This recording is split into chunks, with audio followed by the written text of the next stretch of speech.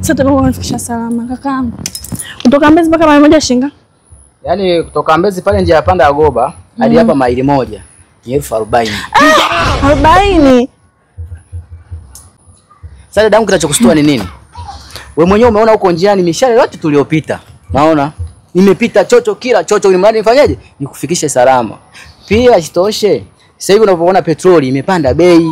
Sasa hivi mashari yote yamefungwa. Kwa hiyo sisi tunanunua kidebe shilingi 12,000. Mama. Jamani kakaangu mimi na 10,000 tu hapa. Naomba nisaidie na 10,000 tu.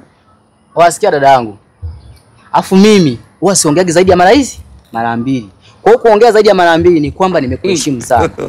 Wewe chukua 40 yangu nipe. Kama hauna kalia sofa, si tuondoke geto. Mimi kakaangu mimi nimetoka huko hajatulia kusema je kujificha huko kitulia. Nirudi babangu mimi ndo unifanyia haya mimi kweli. Dada, mimi nimesemaje? Kama 40 yangu una kalia sofa, tufanyeje? Twende geto mimi ngajipigie vipasi. Sawa. Hiyo tukaenda kwa geto. Sitaki nipige vingi. Vitatu tu nataka mimi visizidi. Kama ukinipiga vingi naondoka.